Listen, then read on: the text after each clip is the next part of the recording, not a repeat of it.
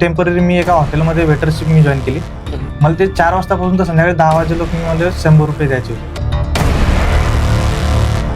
100 आणि 200 रुपयाने आपले आई वडील काम करतायत आणि त्या 200-300 रुपयावरती आपल्याला ते शिकवतायत. वर्क प्रेशर खूप भयानक असतो. मग अशांना तुम्ही नेमकी कसं टॅकल केलं? कारण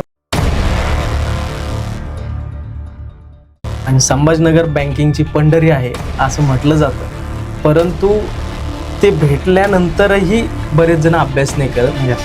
तर तुम्ही या वातावरणाचा कसा फायदा उचलला?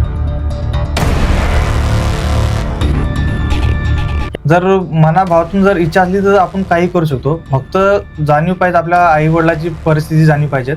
आणि जेव्हा मी तर म्हणतो जेव्हा जेव्हा आपण निगेटिव्ह होतो, जेव्हा एक अशी सिच्युएशन येते जिथं आपण खचून जातो आणि सगळं वाटतं की बस सगळं संपलं, त्यावेळेस आपल्या आई वडिलांचा चेहरा आपल्या डोळ्यासमोर समोर